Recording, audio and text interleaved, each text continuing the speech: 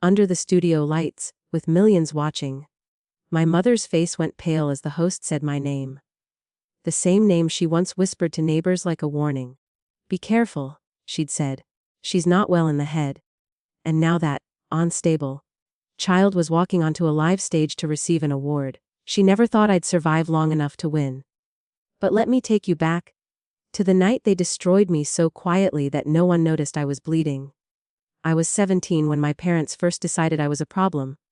Not loud, not rebellious, just inconvenient. I felt too deeply. I asked too many questions. I didn't smile on command. And when my father lost his job, when my mother's friends stopped calling, somehow my silence became the reason everything felt heavy in that house. "She needs help," my mother told the school counselor, her hand resting gently on my shoulder like a saint's. "Professional help?" My father nodded, eyes full of fake concern. I didn't know then that they'd already started telling people, relatives, teachers, neighbors, "She's mentally unstable. She imagines things. She lies." The word spread faster than truth ever does. Soon, every emotion I had became evidence. If I cried, I was unstable. If I stayed quiet, I was dangerous. If I defended myself, I was proving their point. The worst part, they never yelled. They never hit. They smiled while they erased me. I remember overhearing my mother on the phone one night. I was standing barefoot on the stairs, holding my breath. "We've done everything we can." She sighed dramatically. "But you know she's not normal. We're scared she might hurt herself. Or someone else." I pressed my nails into my palm until it hurt, just to remind myself I still existed. After that, doors closed softly around me. Invitations stopped. Teachers looked at me with caution. Friends pulled away without explanation. I became a rumor wearing human skin.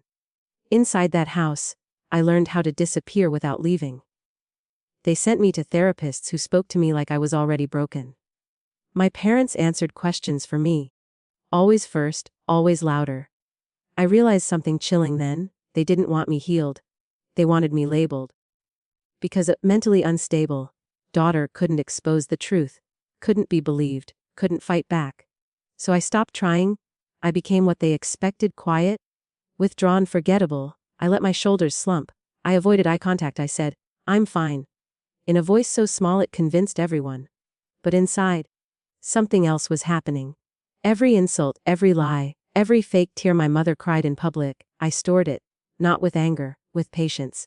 At night, while they slept peacefully, I taught myself how to breathe through pain without making a sound. I read. I learned. I wrote in notebooks I hid behind loose floorboards. I studied psychology, not to heal, but to understand how people manipulate and destroy without ever raising their voice. By the time I turned 21, I was no longer fragile. I was invisible, and invisible people can move anywhere. When I left home, my parents told everyone it was for my own good. "She needs space," my mother said, shaking her head sadly. "Her condition." My father added, "They never asked where I went. They assumed I wouldn't survive long without them." I rented a tiny apartment where the walls were thin and the nights were lonely.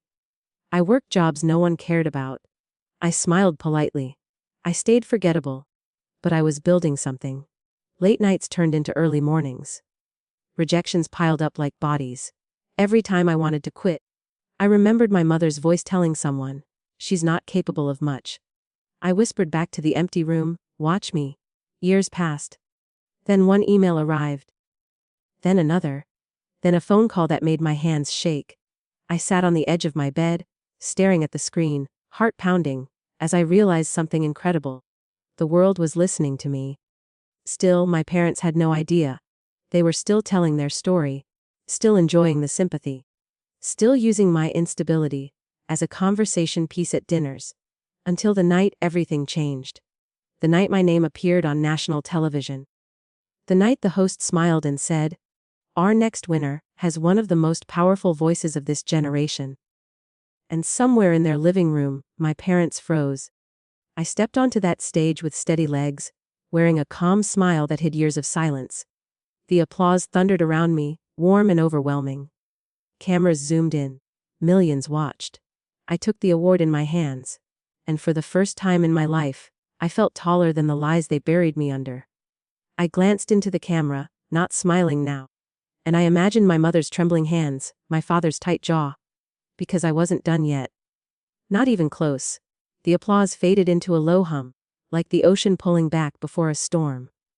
I stood there, the award heavy in my hands, its weight nothing compared to the years pressing on my chest.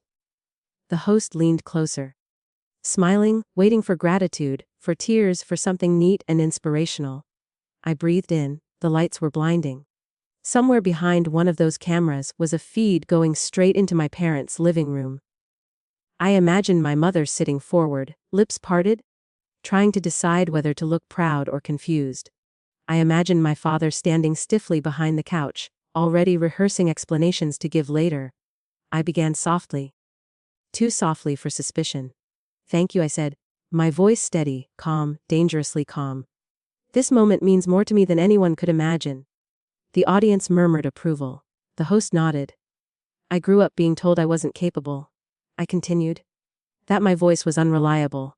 That my thoughts couldn't be trusted." Somewhere in the crowd, a few heads tilted. I was described as unstable. The word landed like glass shattering on marble. A pause. Intentional. Perfect. I smiled then. Small and controlled. Funny how clarity feels when the whole world is listening. The applause returned louder, uncomfortable now. The host laughed nervously. Unsure where this was going. I could feel it, the shift. I had them. But I didn't say their names, not yet. That would come later. Backstage, my phone buzzed nonstop. Messages from people who'd never noticed me before. Old classmates. Distant relatives. Journalists asking for interviews. Everyone suddenly remembered me. I let it ring. When I finally checked my messages, there were 3 missed calls from my mother, 2 from my father. No voicemails. Of course not. They didn't want to leave evidence. I slipped the phone back into my pocket and walked past the mirrors without looking at my reflection. I didn't need to see myself to know who I was anymore. That night, I didn't go to the after party. I went home alone, sat on the floor, and let the silence wrap around me. The same silence that once suffocated me now felt obedient. Familiar. The next morning, the story exploded. Headlines praised my raw honesty. Clips of my speech went viral. Comment sections filled with speculation. People dug into my past, my work, my words. They started asking questions my parents had never prepared for. And then came the interview requests. I accepted only one. A primetime sit-down, live. Unedited. My parents found out from the same place everyone else did, from a scrolling banner at the bottom of the screen. That evening, my mother finally left a voicemail. Her voice cracked halfway through, the way it used to when she wanted sympathy. "Sweetheart," she said, forcing warmth, "we're so proud of you. We don't understand why you'd say those things. People are calling, asking questions. You know how sensitive your past is." Sensitive. I listened to it twice. Then I deleted it. The studio for the interview was colder than the award show. Smaller. More intimate. The kind of place where lies had nowhere to hide. The host was sharp-eyed, curious, polite.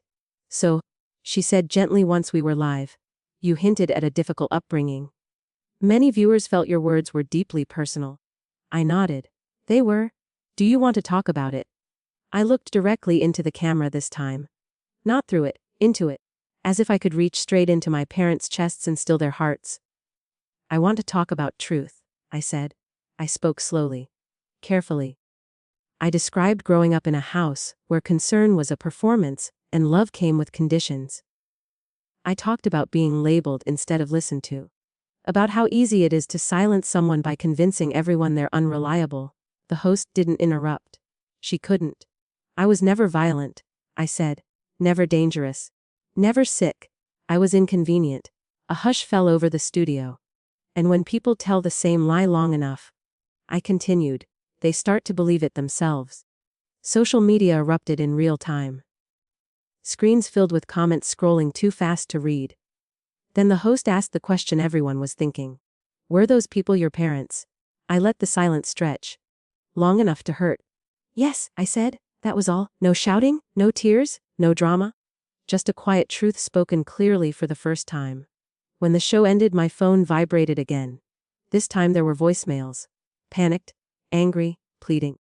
"You're ruining us?" My father snapped in one. We only wanted to help you. My mother cried in another. You don't know what you're doing, she said. People will misunderstand. I smiled at that. Because misunderstanding was their weapon, not mine.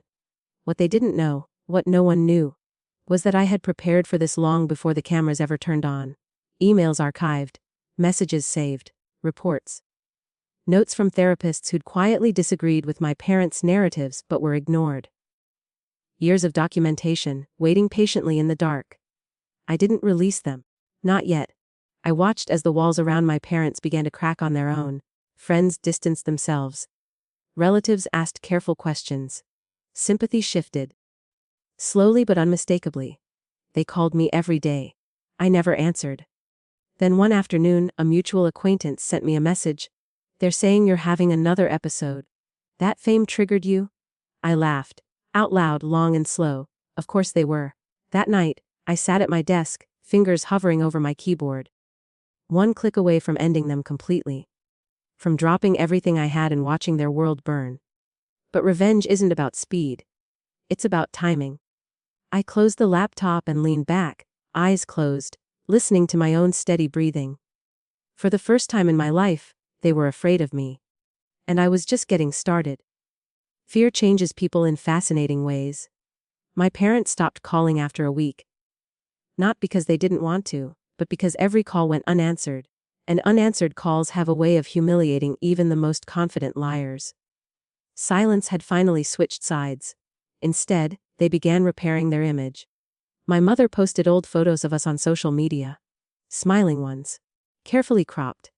So proud of my child, she wrote, as if pride had ever lived in that house. Friends commented with hearts and prayers. A few asked gentle questions. She replied with vague sorrow. My father stayed quiet, which for him meant panic. He has never known how to exist without control. Meanwhile, my life accelerated like it had been waiting for permission. Invitations poured in. Panels. Features. Every room I entered went quiet first, then attentive. People leaned in when I spoke. Now they listened. They believed me. That power felt unreal at first. Dangerous. I treated it gently. But my parents treated it like a threat. They reached out to people I worked with. I found out weeks later. Subtle warnings disguised as concern. She's brilliant. My mother told one producer, but please be careful. Stress can affect her. The producer told me because he was curious, not convinced. That's when I knew it was time to stop being passive. I invited them to dinner. A neutral place. Quiet. Public. No witnesses close enough to hear, but enough nearby to matter. My mother arrived early. She always does when she's nervous. She hugged me too tightly, like she was trying to remind herself I was real. My father came last, jaw set, eyes sharp, already defensive. We sat. Small talk limped along awkwardly. The waiter poured water. My mother smiled too much. Finally, my father spoke. You've caused a lot of confusion, he said, voice low, controlled. People are asking questions they shouldn't be. I met his gaze without flinching. They're asking the right ones. My mother reached for my hand. I let her touch it. I wanted her to feel how steady I was. We did what we thought was best, she said softly. You were sensitive. You remember how hard things were. I remember, I said. That's why I'm here. They waited. I leaned forward slightly. You told people I was unstable. That I couldn't be trusted. You did it so often that even I almost believed you. My father scoffed. You're exaggerating. I smiled. I have records. The table went still. Emails. I continued calmly. School reports, therapist notes. Messages you sent to relatives. You were very thorough.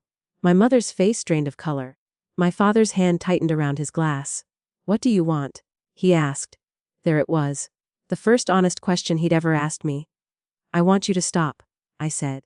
No more calls, no more concern. No more rewriting history. And if we don't? He challenged. I tilted my head. Then I stopped being quiet. They understood, finally. Dinner ended quickly after that. No hugs. No smiles. My mother cried in the car, I'm sure. My father stared straight ahead, calculating damage. For a while they behaved, publicly at least. Then came the article. A long-form feature about my rise, my work, my voice. Near the end, a paragraph appeared, unnamed sources. Family members. Questioning my narrative. suggesting instability again. Carefully, legally, I stared at the screen, reading it twice. They had broken the truce. Good. That night, I didn't hesitate. I released the first file. Just one. A single email my mother had sent to my high school counselor years ago, describing me as emotionally volatile and potentially delusional, begging them to document everything, in case I made accusations later. The internet did what it does best. Context emerged, patterns formed. People started connecting dots I'd never drawn publicly. I said nothing. The next day, my father's workplace issued a statement distancing themselves. Personal matters, they called it. His colleagues looked at him differently now. Carefully. Like he might shatter. My mother stopped posting. Then journalists began digging not into me but into them. Old acquaintances remembered things. Teachers recalled meetings that felt strange. A former therapist, retired but sharp, agreed to speak anonymously. They were more invested in the narrative than the child, she said. That quote went everywhere. I watched it all from a distance, calm as ever. I slept well. I ate regularly. I laughed with friends who knew me now, not the ghost version they'd been warned about. My parents tried one last move. They requested a joint interview. Family reconciliation. Healing. Closure. I declined publicly, but privately I sent a message. If you speak about me again, I wrote, everything goes public. No insults. No threats. Just a promise. Weeks passed, then months. Their world shrank, invitations dried up. Conversations hushed when they entered rooms. The same way mine once had. One evening, as I prepared for another live broadcast, another award, another stage, I caught my reflection in the mirror. I looked nothing like the girl on the stairs, holding her breath. I stepped into the light again, applause rising, cameras rolling. This time when my name was announced, there was no shock on my parents' faces. Only recognition. They finally knew who I was. And deep down, they knew something else too. I hadn't even told the whole story yet. Recognition is a strange thing. Once people finally see you, they can't unsee you. My parents learned that the hard way. After that second award night, they vanished from my public narrative entirely. No mentions. No shadows. I didn't need to erase them, the world was already doing it for me. Silence, when it's earned, is ruthless. But behind closed doors, their panic fermented. I heard it through whispers first. A distant cousin messaged me late one night, hesitant, apologetic. They're saying you've abandoned them. She wrote. That fame changed you. I stared at the words, then laughed softly. Changed me. As if I'd ever been allowed to exist before. The next move came from my father. A letter. Handwritten. Old school. The kind people write when they want to seem sincere. He didn't apologize. He reframed. He wrote about sacrifices. About pressure. About how parents sometimes misjudge sensitive children. He never used the word lie. Never said harm. He ended with, we're still your family. I folded the letter neatly and placed it in a drawer with the others. Evidence has a way of appreciating patience. Meanwhile, my work grew sharper. Darker. More honest. Every project I released carried echoes of silence, of control, of survival. Critics called it brave. Audiences called it unsettling. Survivors called it familiar. I received messages daily. They said the same thing about me. No one believed me either. How did you survive? I never answered with inspiration. I answered with truth. I paid attention. I wrote back. That's when the invitation arrived, the one I'd been expecting without realizing it. A global conference. Live streamed. Massive audience. A keynote slot titled A Truth and Narrative. They wanted me to speak about perception, power, and identity. My team hesitated. This is bigger, they warned. More exposure. More risk. I smiled. The night before the event, I couldn't sleep. Not from fear, anticipation. I sat by the window of my hotel room. City lights blinking like watchful eyes, and thought about the girl I used to be. The one who learned to stay quiet because noise made things worse. Tomorrow, I would be very loud. The stage was enormous. Screens towering. A sea of faces stretching into darkness. Somewhere out there my parents were watching. I knew they were. They wouldn't be able to help themselves. I walked out slowly, deliberately, letting the applause crest and settle. I didn't rush. Power hates haste. I want to talk about credibility, I began. About who gets it and who never does. The audience leaned in. In my life, I continued. I learned early that if someone controls the story about you, they control your future. Images appeared behind me, not names, not accusations, just words, unstable, unreliable, difficult. I was given these labels long before I understood what they meant, I said. And once they're attached, they follow you everywhere. A pause? But labels leave fingerprints. I clicked the remote. On the screen appeared a redacted document, dates visible, language unmistakable. The crowd murmured. This, I said calmly, is how narratives are manufactured. I never said parents. I never said me. I didn't have to. I spoke about systems, about authority, about how easily concern becomes control when no one questions it. I spoke about how silence is mistaken for weakness, and how dangerous that assumption is. By the time I finished, the room was silent.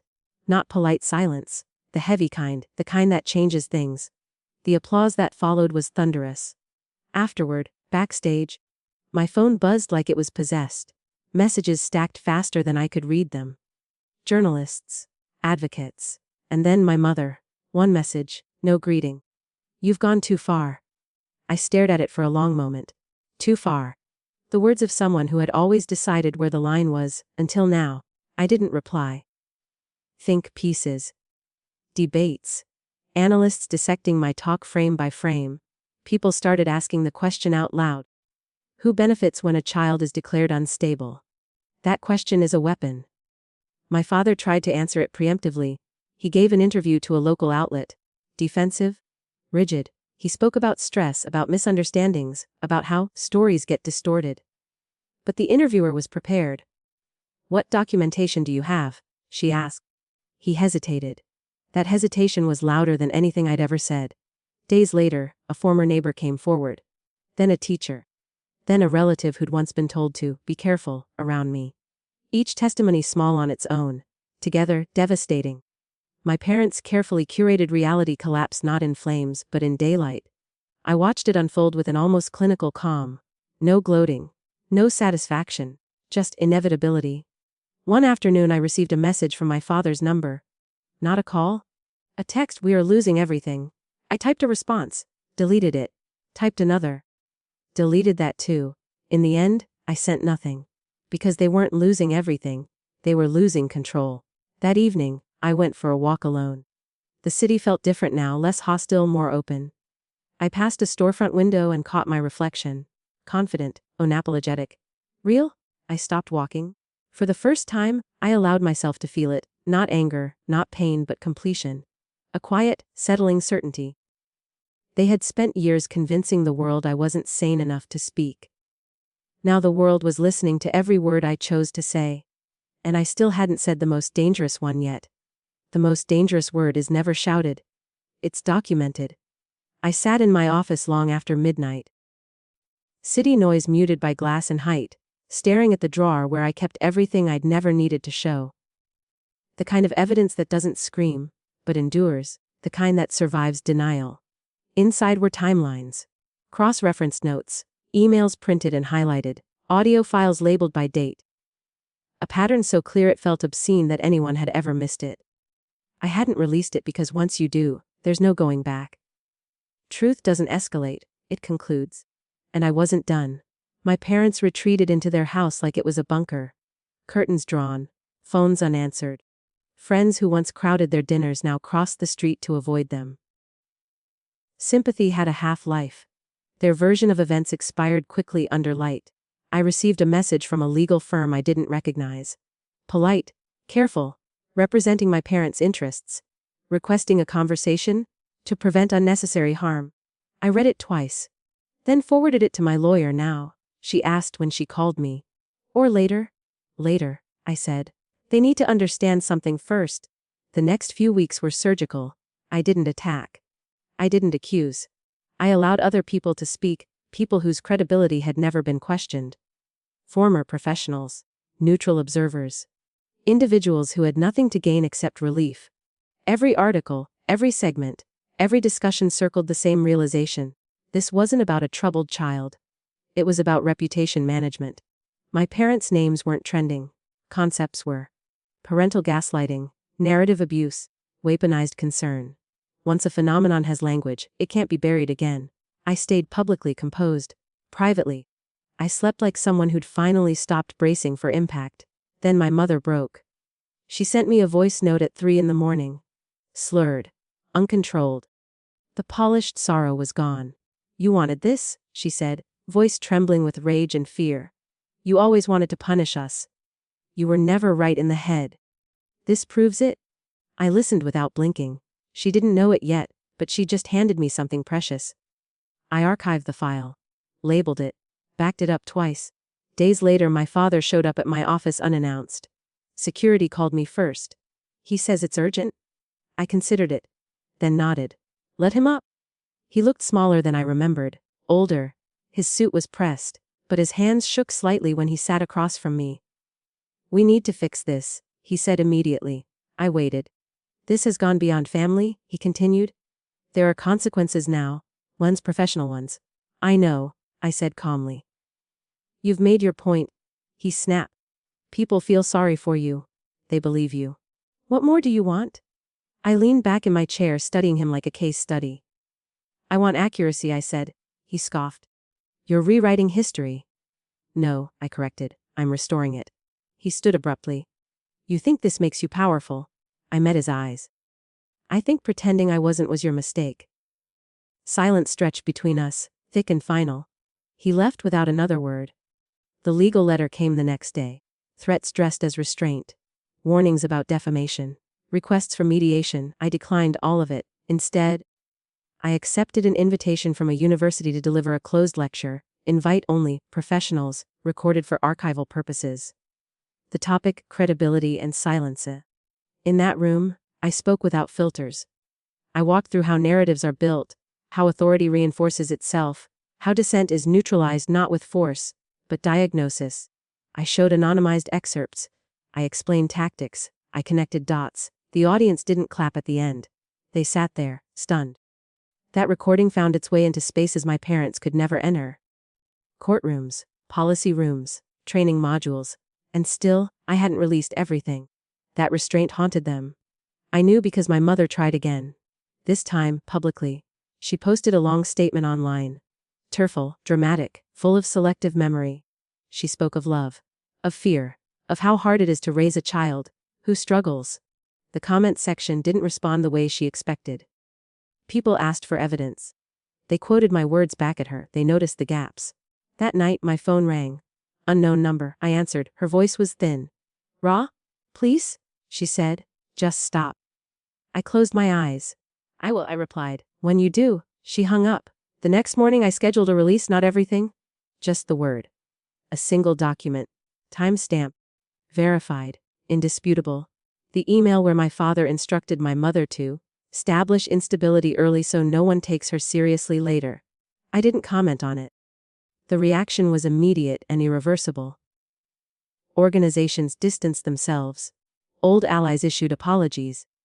The phrase, later retracted, followed their names everywhere they appeared. I received messages from strangers thanking me for giving language to their lives. From professionals admitting mistakes. From people still trapped, asking how to survive quietly until they could leave. I responded when I could. Carefully. Because I understood now, this wasn't just revenge.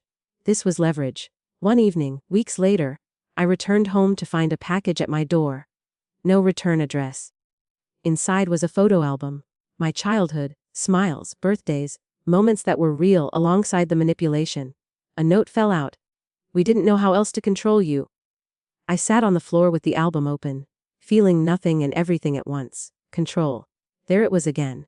I placed the album back in the box. Sealed it, stored it away. I wasn't done speaking. Very soon, I would decide what the final word would be. The final word didn't come in anger. It came in calm.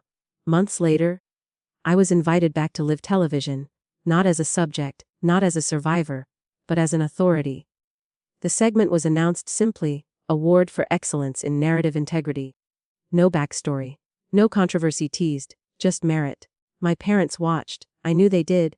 People like them always do. They need to see where the power settles. The stage felt different this time. Not brighter. Quieter. The kind of quiet that listens. When the host handed me the microphone, she smiled and said, "You've changed how a lot of people understand truth." I nodded once. Then I spoke. "I was once described as mentally unstable," I said evenly. "Not by strangers. By the people who were supposed to protect me." The room stilled. For a long time, I thought surviving meant proving them wrong. Winning awards. Building a voice so loud it couldn't be ignored. I paused. Let the weight sit. "But that's not survival," I continued. "That's still playing defense." The camera tightened on my face. I didn't look emotional. I looked certain. "Real power," I said, "is when the people who tried to erase you no longer get to define anything. Not even your pain." I looked directly into the lens. "So this is the last time I will ever address them." Somewhere, my parents leaned closer to the screen. "Hope is a stubborn disease." "I forgive nothing," I said calmly. "I explain nothing. I owe nothing." A sharp inhale rippled through the audience. What happened to me is documented, archive taught.